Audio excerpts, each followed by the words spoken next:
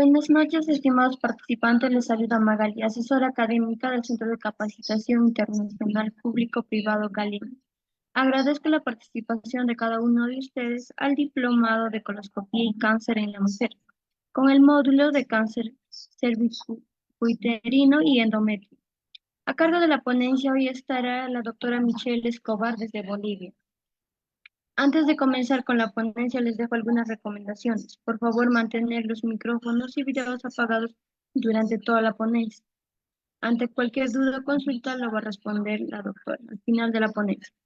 Por, para los participantes que deseen solicitar la clase grabada más material de estudio y certificación, les dejo los números en el chat. Buenas noches, doctora Michelle Escobar. Puede comenzar con la ponencia.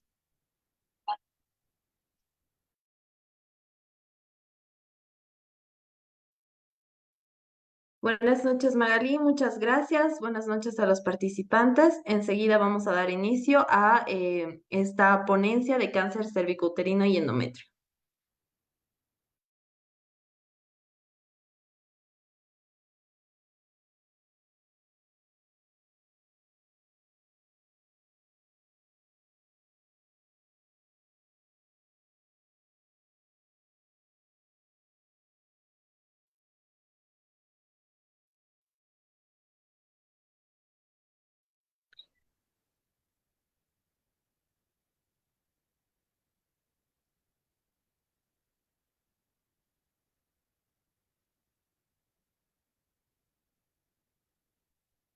Ok, vamos a dar inicio con esta ponencia, siguiendo el módulo que nos han enviado para este día.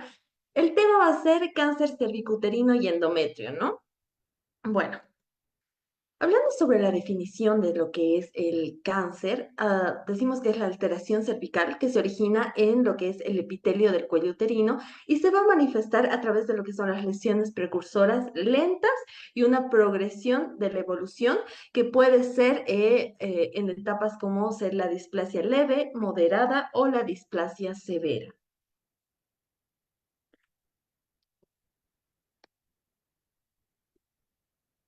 Y hablando sobre lo que es la anatomía de lo que es el cérvix, bueno, decimos que el cérvix se encuentra en el extremo final y estrecho de lo que es el útero y conecta al útero con la vagina. Mide alrededor de 3 a 4 centímetros de longitud y 2,5 centímetros de diámetro. Presenta lo que es una exocervix, una endocervix y un ectocervix. En el exocervix, pues va a presentar la parte más visible de lo que es el cuello uterino. En el endometrio o endocervix, nosotros vamos a encontrar la parte menos visible que se encuentra continuo a lo que es el orificio externo cervical. Y en la ectocervix es la parte que está cubierta por un epitelio escamoso estratificado rosado que contiene lo que son el glucógeno, ¿no? Y bueno, este cuello uterino se presenta sobre lo que es la cúpula vaginal. En su estrecho inferior del útero es un órgano fibromuscular que está recubierto por una membrana mucosa, que como ya les había dicho, que mide más o menos unos 3 milímetros, ¿no? El cuello uterino se encuentra orientado a lo que es la parte hacia atrás y hacia abajo de lo que es el útero. Las características que va a presentar, bueno, en las pacientes nulíparas o en las mujeres nulíparas va a presentar una forma en barril que puede cambiar durante el embarazo y durante la menopausia. Cerca de lo que es la mitad de la longitud se encuentra el portio vaginal o el portius vaginalis, que se extiende dentro de todo lo que es la vagina y podemos indicar que tenemos los órganos superiores como ser las trompas de falopio, como ser los ovarios o que van a estar presentes continuos o superiores a lo que es el útero. El cuello uterino también se va a encontrar atravesado por lo que es el canal endocervical, que contiene en su parte superior al útero, al istmo, y en su parte inferior va a encontrarse lo que es la vagina.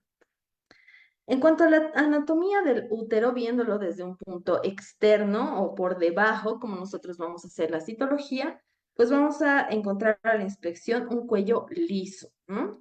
Nosotros tenemos que observar el orificio cervical externo y que este puede ser variable en mujeres nulíparas, ya que en ellas se va a presentar en una forma más pequeña y más circular, a diferencia de lo que es en el embarazo, que se va a presentar en una forma más lineal, ¿no? Más recta. Y bueno, por último, en la edad menopáusica, se va a introducir en el orificio cervical, va a hacer un retroceso y va a volverse una forma más puntiforme.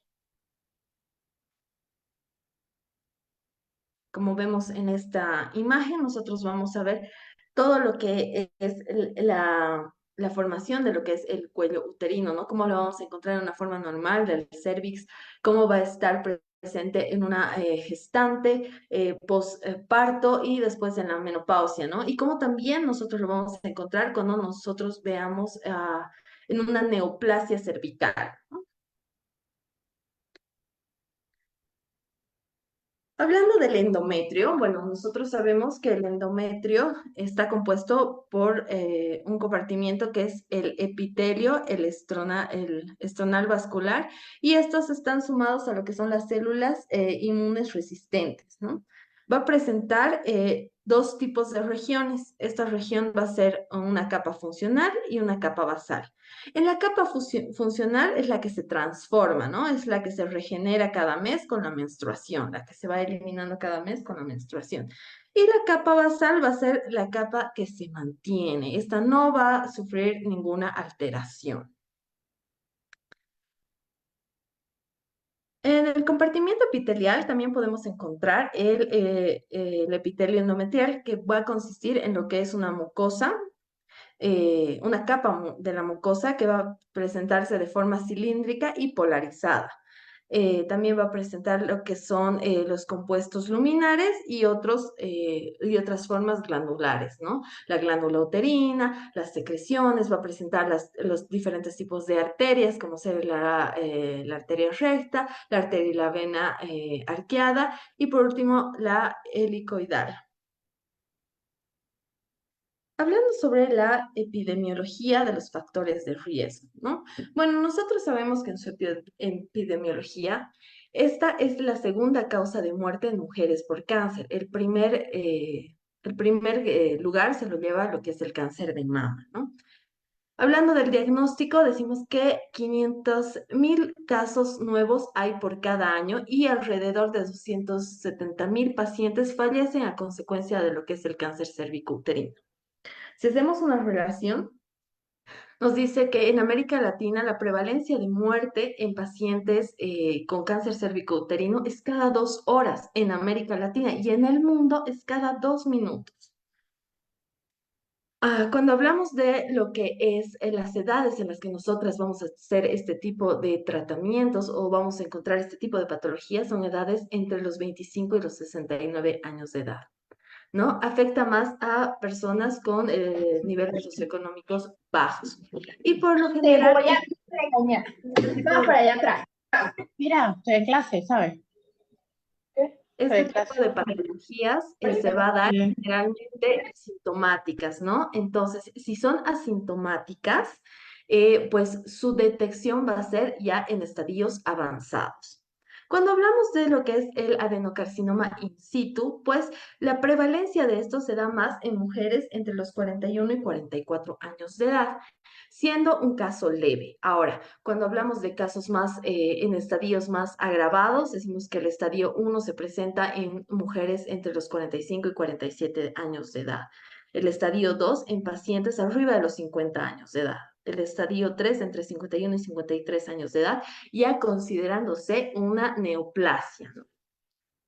El estadio 4 estará entre las pacientes entre 52 y 58 años de edad. Y a partir de los 65 años, nosotros vamos a cuantificar lo que es la tasa de mortalidad en este tipo de pacientes con las patologías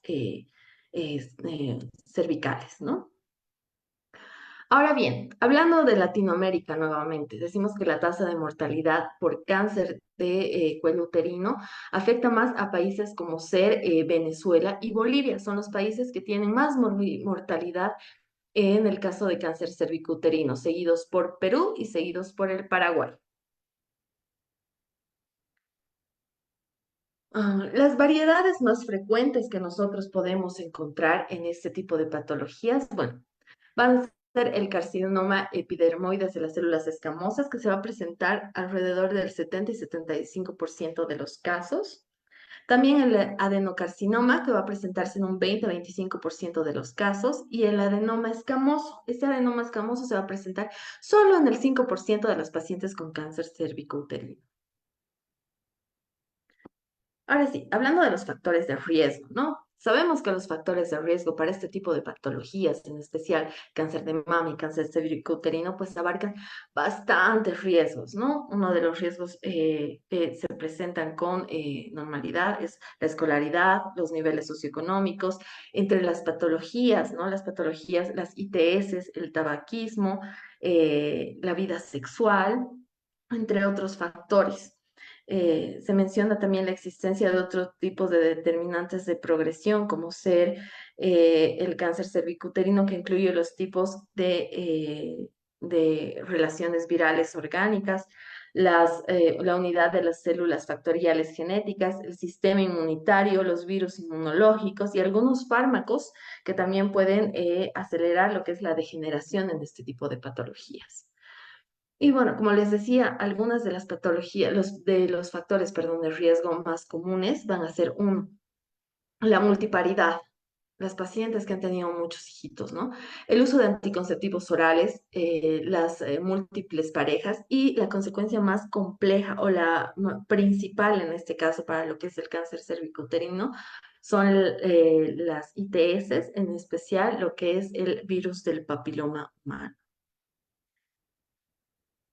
Hablando sobre el comportamiento sexual, nosotros decimos que alrededor en incidencia, las pacientes que son menores a 16 años y han iniciado su vida sexual tienen 10 veces más riesgos en contraer lo que es el papiloma, el virus del papiloma humano, por su sensibilidad a estos virus, ¿no? Por consiguiente, van a tener más probabilidad a tener lo que es un cáncer cervicuterino. El uso de anticonceptivos, si bien es controversial este tema, se ha determinado en algunas literaturas que es determinante, es un factor determinante para el riesgo de lo que es el cáncer cervicuterino, muy independiente a lo que es la actividad sexual. La historia reproductiva también, las pacientes que son multigetas tienen 6.5 veces más de probabilidades de obtener este tipo de cáncer cervicuterino sobre las pacientes nulíparas, ¿no? El tabaquismo porque el tabaco se encuentra y afecta lo que es el moco cervical, entonces disminuye la inmunidad local de la afección de las actividades de las células presentes en lo que es el antígeno tipo Langermann, ¿no? Y también en lo que son los carcinógenos producidos por el tabaco y las nitrosaminas. Los factores nutricionales, el déficit de lo que son las vitaminas A, C y E también van a provocar una disminución en lo que es la inmunidad y por ende va a haber una presencia de lo que puede ser este tipo de patologías. La inmunosupresión que se puede dar por patologías como el VPH y el VIH también van a ser desencadenantes para este tipo de patologías cancerígenas. Hablando sobre la etiología y los desarrollos del cáncer cervicuterino endometrial, bueno, nosotros ya habíamos hablado un poco de esto en anteriores clases y habíamos llegado a la conclusión que el 99.8 de los casos presentes de cáncer cervicuterino es causado por lo que es el VPH, ¿no? Con sus serotipos de alto riesgo que serían el 16 y el 18. ¿Y qué sería el VPH? El VPH es un virus del papiloma humano, es un virus DNA de doble cadena de la familia de los Papaviridae. Consiste en aproximadamente 8.000 nucleóides y se identifica más por 100 genotipos. Entre esos genotipos van a tener genotipos de alto riesgo y genotipos de bajo riesgo. Los genotipos de alto riesgo, pues el 16, 18, 31, 35, 52, 56, 58, y los de bajo riesgo, el 11, el 6, el 42 y el 44. siendo los encargados de formar tipos de cánceres cervicouterinos en las pacientes el 16 y el 18. Son los más complejos para nuestro estudio. Ahora, estos genomas que se van a presentar tanto el 16 como el 18 son genomas virales que son importantes por la relación de la transformación de los genes E2 y E6. ¿Y qué va a hacer este gen E2? Bueno, se va a encargar de lo que es la codificación de los factores que expresan los genes. ¿Cuáles genes? Bueno, los genes E6 y E7. Estos son subtipos oncogénicos, o sea, son tipos cancerígenos, ¿no? Tienen la capacidad de unirse a lo que son las proteínas de genes supresores. Entonces, ¿qué van a provocar esto? Al unirse con las proteínas este E6 y E7, pues va a haber la alteración de lo que es la P53 y la RB, provocando así la formación de lo que son las células malignas, ¿no? Desencadenando lo que son las células malignas. ¿Qué va a producir esto? Bueno, va a haber producir distintos tipos de displasias, ¿no? Va a haber una displasia leve, moderada, severas, va a haber carcinomas in situ y lo que son los cánceres infiltrantes. Si hablamos de una cervix normal, sabemos que el endocervix está compuesto por lo que es una columna, un epitelio columnar secretor, muy diferente a lo que es la vagina y el exocervix, que está compuesto por un epitelio escamoso, ¿no? En las mujeres en edad reproductiva se mueve hacia afuera por la influencia hormonal. Lo que es el pH ácido en la vagina provoca la irritación mecánica, induciendo una metaplasia escamosa, y por ende las células escamosas inmaduras metaplásicas en la zona son más vulnerables a la neoplasia. O sea, si hay una disminución de lo que es el pH vaginal y provoca una acidez en este, pues va a haber una mayor proliferación de las células neoplásicas en lo que es la zona vaginal. Cuando hablamos del BPH, hablamos que tiene un periodo de transición, ¿no? Este puede ser dirigido a lo que es el cáncer, por ejemplo. Tenemos ahí la imagen de un cervix normal, ese cervix de una paciente nulípara, un cervix sano que va a producir o va a obtener lo que es la infección. Esta infección va a pasar a una infección del cervical, va a haber una progresión de esta infección que va a provocar un precáncer. Al no detectar esa infección, pues va a continuar a lo que es un cáncer, ¿no? Y se va a llevar a lo que es el virus del VPH.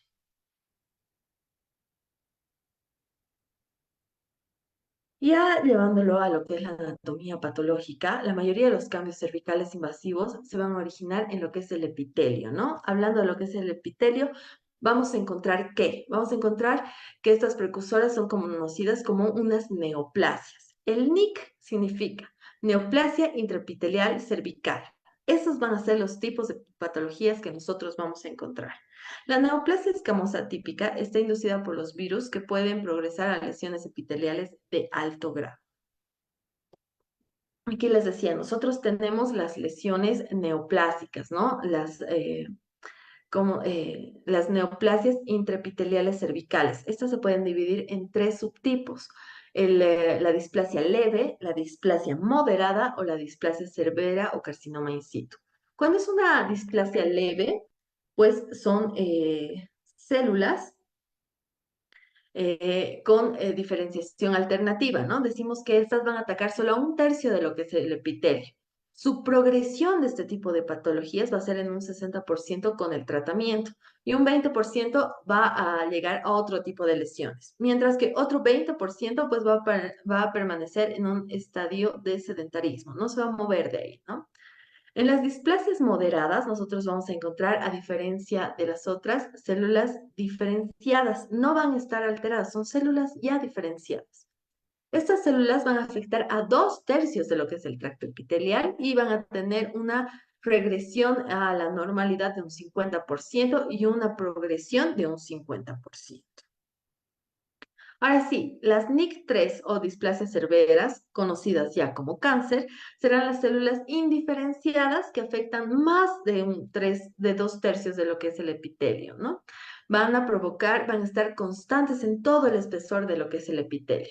Su progresión a un cáncer invasor va a ser de un 80 al 100% y se trata como un carcinoma in situ. Si nosotros verificamos aquí en la imagen anterior, podemos ver las diferentes formas de lo que es esta patología. Por ejemplo, un epitelio normal, sano, liso, amplio, ¿no? Y vamos a encontrar el NIC1 con algunas alteraciones, algunas verruguitas, entre otras secreciones, ¿no? El NIC2 que ya va a estar más proliferado, va a haber más laceraciones, y el NIC3 o el carcinoma in situ, que ya va a presentarse con lesiones agravadas, ¿no? Ulceraciones, presencia de papilomas, entre otros.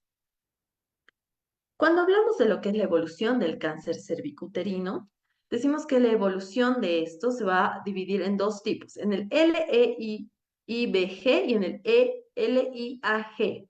Esto ya lo habíamos hablado en clases anteriores y habíamos desglosado todo lo que son estas, pero para hacer un recuerdo vamos a hablar de estas como las lesiones escamosas intraepiteliales de bajo grado y las lesiones escamosas intraepiteliales de alto grado, ¿no? Hablando sobre lo que es el BPH, nosotros decimos que esta progresión va a ser en meses, ¿no? Llegando hasta un NIC3 y posteriormente en un transcurso de años llegará a lo que es un NIC3 y a una neoplasia cervical cancerígena. Estadios según el FIGO. Bueno, ¿qué es el FIGO?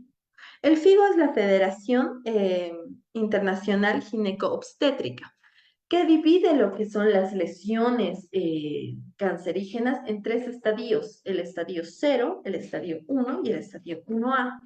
Hablando del estadio 0, será un carcinoma in situ que llevará a un NIC3. Este no sobrepasará lo que es la membrana basal. Ahora, si hablamos de un estadio 1, pues va a ser un tumor irradiado ya a lo que es la cervix, ¿no? Ya va a ser un tumor complejo. Y en el estadio 1A vamos a presentar los carcinomas limitantes de lo que es la cervix. Va a haber un diagnóstico por lo que es el microscopio y va a haber una invasión con una profundidad a lo que es la membrana basal menor a 5 milímetros con una extensión menor a 7 milímetros. Desglosando un poco más este tema o esta parte funcional, vamos a decir que el IA1 es microinvasivo, igual que el IA2, y estas invasiones van a ser en los estromas. Cuando es el IA1, va a ser un estroma menor a 3 milímetros de profundidad y menor a 7 milímetros de extensión superficial. Esto va a tener una prevalencia a su tratamiento en una supervivencia a 5 años con un 98% de probabilidades. Ahora, si hablamos de un IA2, igual va a ser una invasión de estromas, pero en este caso va a ser mayor a 3 milímetros y menor a 3 milímetros de profundidad. Eso quiere decir que va a ser de 7 milímetros o menos de extensión, llegando a una supervivencia a lo largo de los 5 años con un tratamiento óptimo del 95%. En el estadio IB se va a presentar un carcinoma limitante a la cervix. ¿Esto qué va a hacer? Va a ser más visible y con lesiones mayores a lo que es una IA2. Como veíamos en la anterior diapositiva, pues tenemos un estadio 0, un estadio 1 y un estadio 1A, ¿no? En el estadio 0, pues no vamos a presentar las lesiones, no vamos a encontrar las lesiones. En el estadio 1 ya las vamos a encontrar visibles en lo que es el cervix, y en el estadio 1A pues ya van a estar las lesiones en todo lo que es el área cervical y el endometrio. Separando las lesiones por IB1 y IB2, las IB1 son lesiones clínicamente visibles, mayores a 4 centímetros, ¿no? Perdón, menores a 4 centímetros y de tratamiento óptimo en un 85%, mientras que las lesiones IB2 son lesiones clínicamente visibles, mayores a 4%. Ya vamos a notarlas cuando hagamos una colposcopía. Se van a presentar con un tratamiento óptimo de un 75%. En el estadio 2, hablando de un estadio 2 de un carcinoma extendido fuera de lo que es la cervix, vamos a decir que este está extendido fuera de la cervix, pero no va a llegar a lo que son las paredes pélvicas ni al tercio inferior de la vagina. Este se va a dividir en dos tipos de estadios, que va a ser estadio 2A y estadio 2B. En el estadio 2A es una extensión fuera de la cervix que está incluida por 2/3 superiores de la vagina sin afectar lo que es los parámetros, ¿no? Las paredes vaginales. Esto va a tener una supervivencia a 5 años de un 75%. A diferencia de lo que es el estadio 2B, esto sí va a estar en una extensión fuera de lo que es la cervix, con una invasión de lo que son los parámetros que llegan a la pared cervical, pero no llegan a lo que es el tercio inferior de la vagina. Esto va a tener un tratamiento a 5 años óptimo de un 65%. Hablando de lo que es un estadio 3, este es un estadio ya más complejo, ya se puede denominar carcinoma, ¿no? Este carcinoma está extendido en lo que es la pared pélvica o un tercio inferior sobre lo que es la vagina. Puede estar acompañado de lo que es una hidronefrosis o de un riñón no funcional. Este estadio también va a presentar estadios, subdivisiones que serían la A y la B, siendo la A una extensión del tercio superior de la vagina sin llegar a lo que son las paredes pélvicas, ¿no? El pronóstico de tratamiento óptimo para este tipo de patologías será de un 30% en ambos casos. En el estadio 3B, la extensión a la pared pélvica o la hidrocefosis de los riñones no funcionales pues también llegará a lo que es un 30% de optimización con el tratamiento. En el estadio 4, cuando aquí en este estadio vamos a encontrar lo que es un carcinoma ya extendido, ¿no? En el estadio 4A va a haber la extensión a la mucosa de lo que es la vagina y lo que es el recto. La supervivencia con un tratamiento óptimo no va a ser mayor al 10%. Y en el estadio B va a haber una diseminación a los otros órganos. Aquí puede llegar al hígado, puede llegar a los riñones, incluso puede llegar hasta los pulmones, ¿no? El tratamiento óptimo va a ser menor al 5%. Otro tipo de medidas que nosotros vamos a utilizar también es el sistema de Badeshta. Este sistema de Badeshta va a hablarnos de lo que es el sistema de riesgo patológico, que se da por una citología de un laboratorio que marca el riesgo de los nódulos malignos. O sea, ¿qué nos quiere decir? Que va a haber dos tipos de lesiones, ¿no? En el cáncer cervicuterino se va a desarrollar a partir de lo que son las lesiones llamadas lesiones intraepiteliales descamosadas. En esto vamos a presentar dos tipos de lesiones, que son las de alto grado y las de bajo grado. En las lesiones intraepiteliales escamosas de alto grado, nosotros vamos a encontrar lo que es el NIC2 y el NIC3, siendo el NIC2 una displasia moderada y el NIC3 una displasia cerebral o un carcinoma in situ.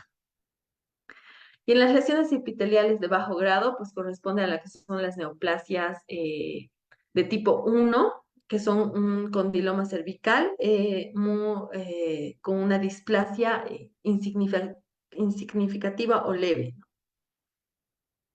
También vamos a realizar este tipo de tratamientos a través de la clasificación por lo que es un Papa Nicolau. Como en el FIGO se va a dividir por clases. Esto va a ser clase 1 a la clase 4, siendo la clase 1 la evidencia de una malignidad en las células atípicas. En la clase 2 serán las células atípicas sin evidencia de malignidad. En la clase 3 serán las células atípicas con sospecha de malignidad. Y en la clase 4 pues ya se evidenciará lo que es una neoplasia maligna.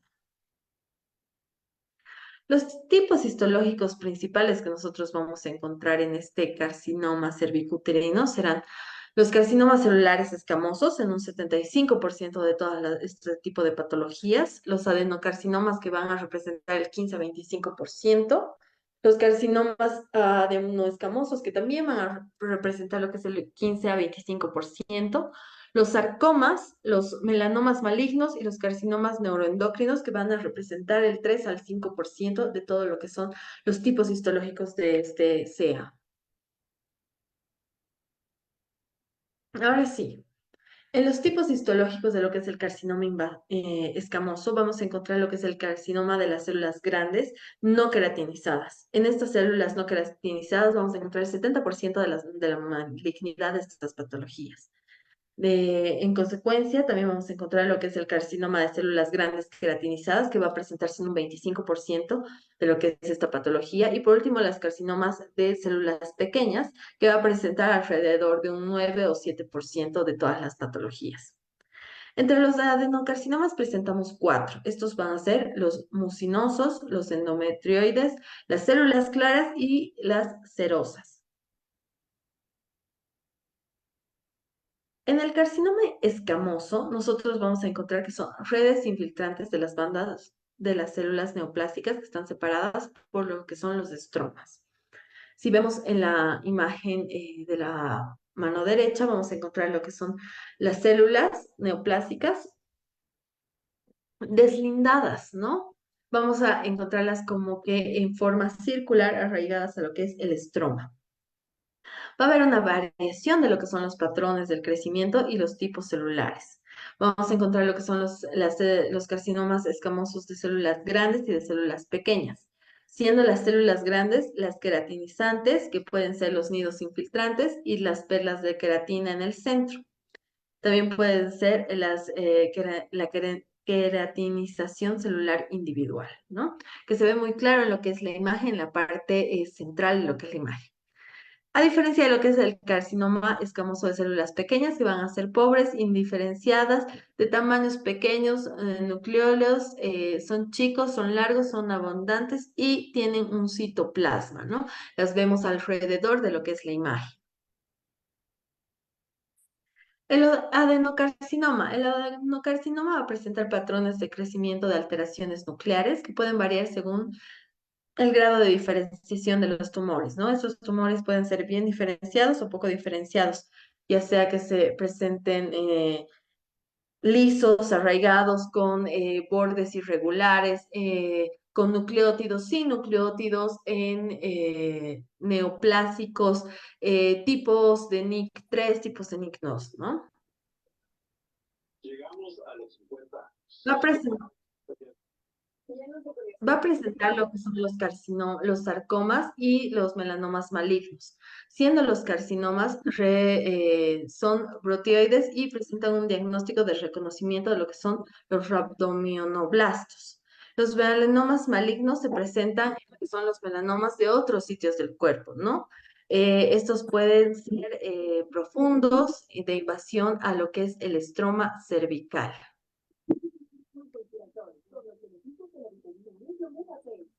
Hablando de lo que es el cuadro clínico de lo que es estas patologías, nosotros habíamos dicho anteriormente que al principio no presentan sintomatología, ¿no? Entonces es por eso que el diagnóstico de este tipo de Niño, ¿qué te patologías estaba se hace. haciendo mientras jugabas, hijo? Estaba conmigo. Por favor, ¿hay alguien que tiene el micrófono encendido? ¿Será que lo puede apagar, por favor? Muchas gracias. Bueno, ya, hablando sobre el cuadro clínico, bueno, nosotros decíamos que el diagnóstico de este tipo de patología se dan ya en grados superiores. ¿Por qué? Porque no presenta mucha sintomatología. Pero al presentar la sintomatología van a presentar etapas tardías de lo que son los síntomas precoces caracterizados por lo que es una disuria, una rectorragia, el estreñimiento, la hematuria, la leucorrea fétida, lo que es la hidroferosis de lo que es la insuficiencia renal y bueno, va a estar causado también por dolor, ¿no? Es un síntoma tardío y un síntoma muy común que se va a presentar en el cáncer de cervix es la lumbalgia. Para el diagnóstico de este tipo de patologías, primeramente, como siempre, una buena historia clínica, una anamnesis, el examen físico y posteriormente será lo que es la citología cervical tras el Papa Nicolau y una biopsia de colposcopía o una biopsia por cono. La sensibilidad a lo que es el Papa Nicolau será de un 51% de una neoplasia con un negativo mayor, ¿no? La mayor incidencia se va a dar en lo que es la biopsia. ¿Cómo vamos a hacer este tipo de Papa Nicolau? Pues lo vamos a hacer en lo que son las condiciones del paciente fuera de lo que es el periodo menstrual, primeramente, ¿no? Vamos a hacerlo con ausencia de metorragia, ausencia de medicación típica vaginal y no duchas durante 48 horas previas a lo que es el Papa Nicolau. Vamos a abstenernos también de lo que es el coito 24 horas antes. Los materiales que nosotros vamos a utilizar va a ser el formato de impreso para la citología cervical, un lápiz de punta diamante, un fijador, un portaobjetos, un hisopo de algodón largo y una escápula de aire. Vamos a utilizar también lo que es el cepillo endocervical, un espejo vaginal estéril, los campos estériles y lo usual, guantes, una mesa de exploración y ya a la paciente. Vamos a realizar lo que es el Papa Nicolau en las pacientes. Y posteriormente, ya cuando nos dé un diagnóstico de lo que podría ser, que nos podría salir positiva a lo que es el cáncer endocervical, pues vamos a hacer una colposcopía, que la colposcopía será una indicación al paciente, que se da por lo que son las células macroscópicas normales en un estudio citológico normal, que se va a destacar por carcinomas invasores, ¿no? Como vemos en la imagen, hay un carcinoma, una cervix normal y va a haber una imagen con el cáncer de cervix invasor. ¿Qué vamos a evaluar en esto? Vamos a evaluar el color de la lesión, los patrones de los capilares, el contorno de la superficie y la clasificación de los grados, como ya habíamos hablado anteriormente. Vamos a ver qué NIC es. La captura de híbridos también podemos hacerlo para lo que es la prueba del VPH. Este se va a dar por lo que es la utilización para detectar la presencia de la ausencia del papiloma del virus humano mediante lo que es la detección del ADN del virus de las células cervicales. Este se realiza a través de lo que es el resultado, posterior al resultado de Papa Nicolau, con algunas muestras anormales que también se van a realizar periódicamente en pacientes a partir de lo que son los 30 años de edad o a partir de que hayan empezado una vida sexual. Es recomendable que a las mujeres, a las pacientitas mayores a 35 años, siempre se les realice lo que es una prueba del VPH citológico. Diagnósticos de laboratorio, pues en este tipo de patologías no existen lo que son los marcadores tumorales, entonces más nos vamos a guiar en lo que es la colposcopía. Los diagnósticos por imagen que nos puede presentar este tipo de patologías van a ser más en el TAC y en la resonancia magnética para evaluar lo que son la extensión de los tumores.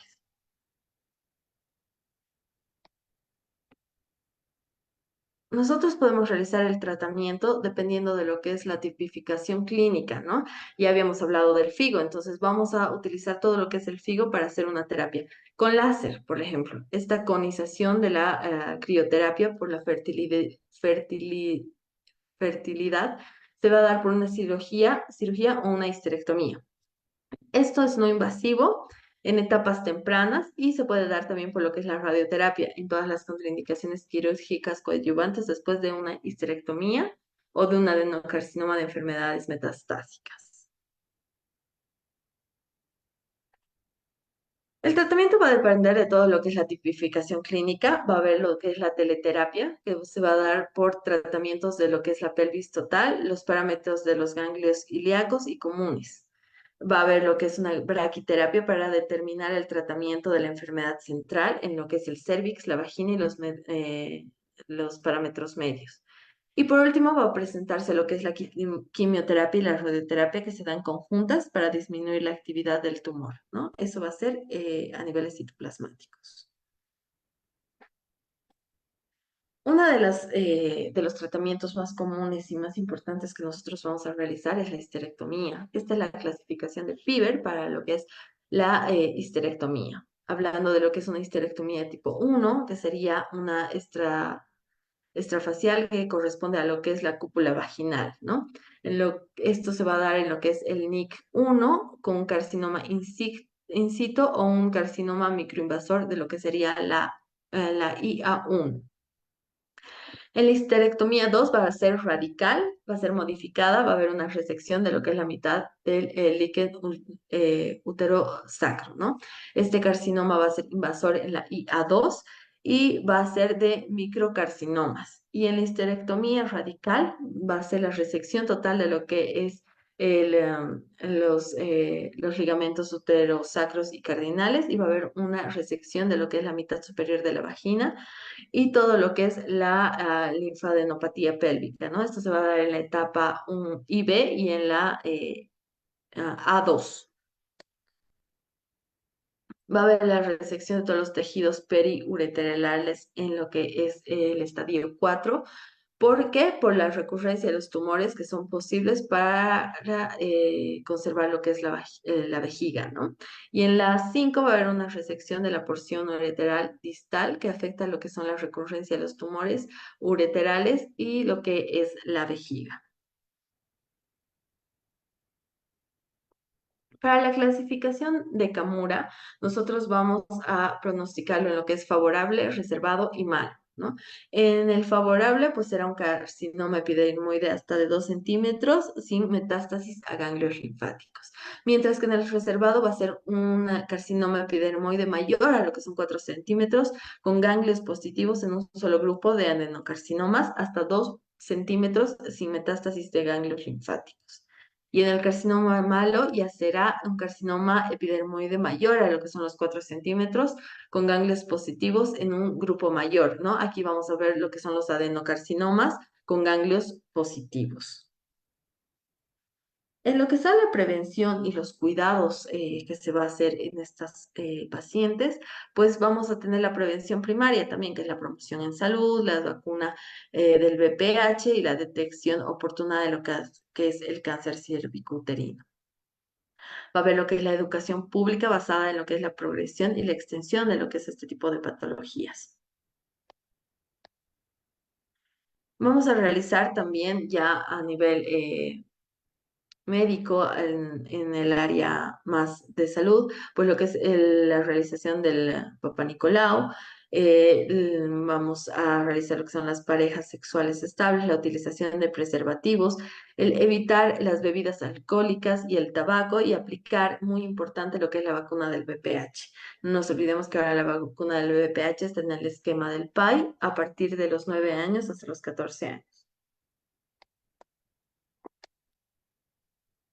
La vacuna del VPH se originó en los Estados Unidos, aprobado por lo que es el Gardasil y el Cervasix. Es una vacuna efectiva de la prevención de lo que es la infección del virus del papiloma humano con sus subtipos 16 y 18, que son los subtipos de alto riesgo, ¿no?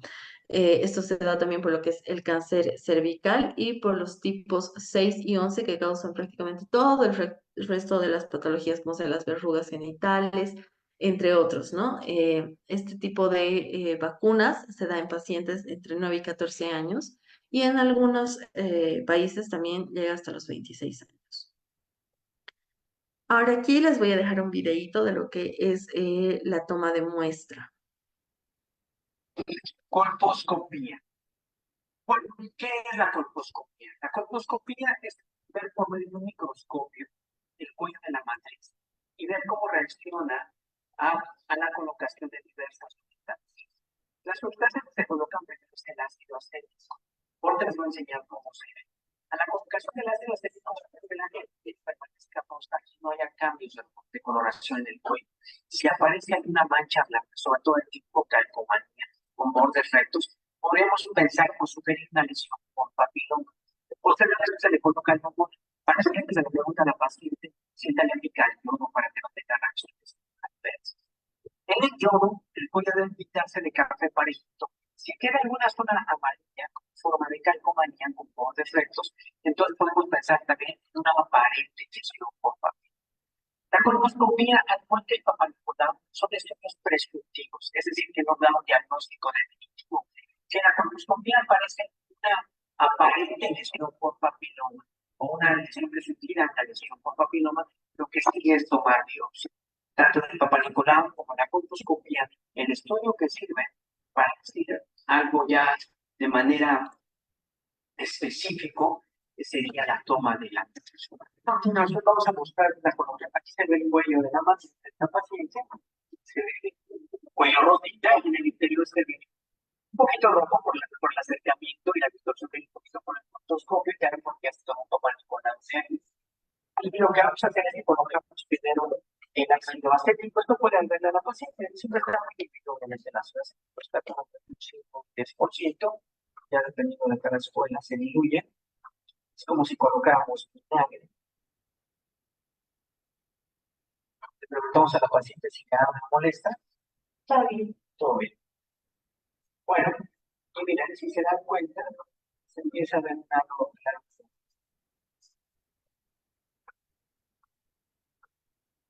Ahí se ve el lado blanco, todo alrededor del cuello se ve una cobertura blanca.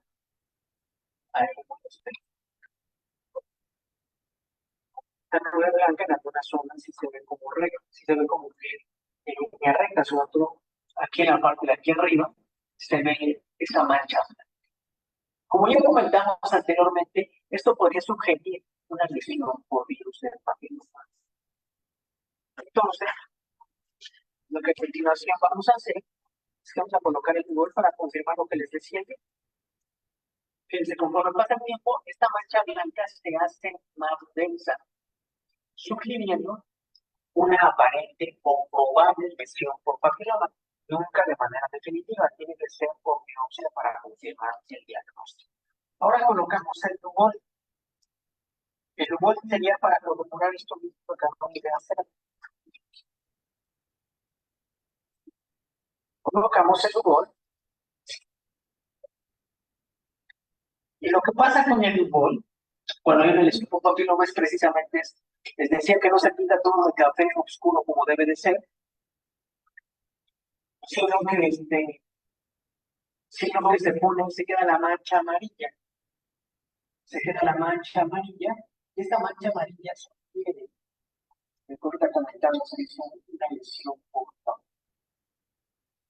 Entonces, lo que sigue con esta paciente, porque es tomamos un Papa Nicolau, corta las dos, da un poquito el exceso aquí del centro, pero el exceso habitual para que aquí de los excesos habituales se tomó la muestra.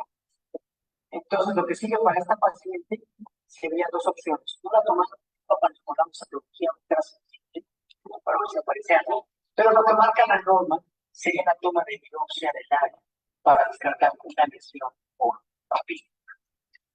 Bueno, esto es el estudio de colposcopía.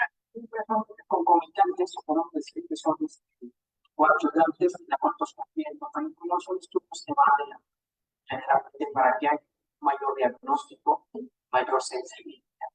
Les recordamos las redes sociales de Mujeres Santas Ginecólogas en el Facebook y en Bueno, como les decía, el Papa Nicolau y la colposcopía van de la mano, pero el que nos va a dar el diagnóstico certero va a ser lo que es la biopsia, ¿no? El tema de la biopsia nosotros lo vamos a ver el día de mañana para ver todos los tipos de biopsia que nosotros vamos a realizar y todo lo que es el diagnóstico y tratamiento con estos, ¿no? Ahorita aquí vamos a ver algunas imágenes de lo que son los carcinomas a nivel celular.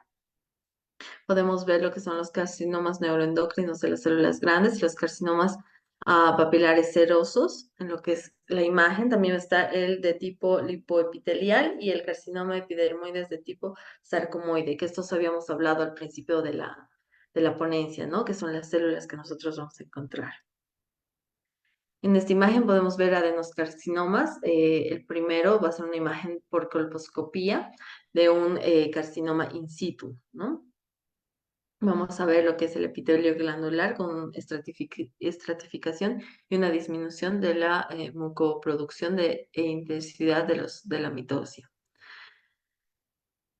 Aquí vamos a ver otro tipo de colposcopías de lesiones de alto grado. Como decía en el video, nosotros aplicamos lo que es el ácido acético, entonces va a producir lo que es esa película por encima de la lesión de color amarillento, ¿no? Casi transparente. Y cuando nosotros utilizamos el Lugol, que es de color marrón, pues todo lo que es la parte cervicuterina se va a pigmentar de un color oscuro, de un color marrón, excepto la parte de la lesión que va a pigmentarse de un tono más amarillento.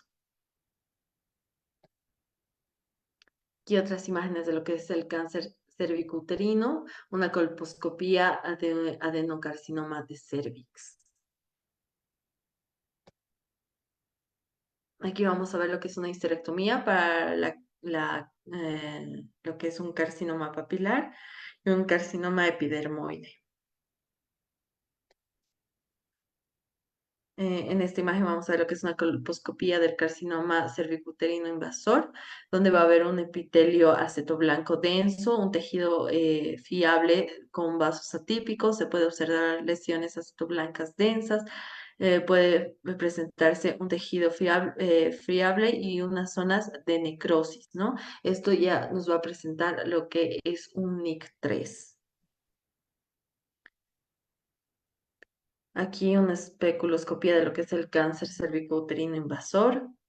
Los tipos de histerectomía que vamos a encontrar a través del cáncer cervicouterino, que puede ser una histerectomía estratificada de tipo 1, en lo que es la imagen 1, en la imagen superior va a haber una histerectomía de tipo 2 y la imagen de abajo será una histerectomía radical clasificada como tipo 3, en donde ya se va a sacar todo lo que es la parte uterina. Más sobre lo que es la histerectomía radical de tipo 3 con lo que es linfadetectomía pélvica, ¿no? La dirección ganglionar.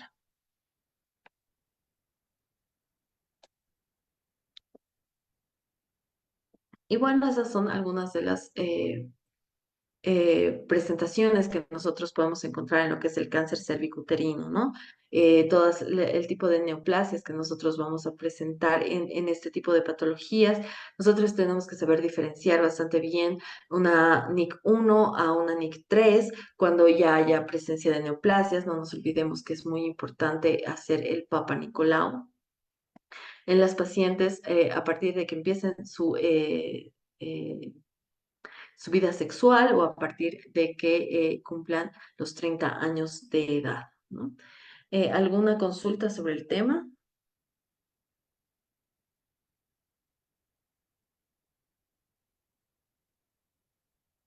Ok, entonces mañana vamos a ver lo que es la biopsia, las biopsias vulvares y bueno, los espero mañana para hacer este nuevo tema. Muchas gracias, buenas noches.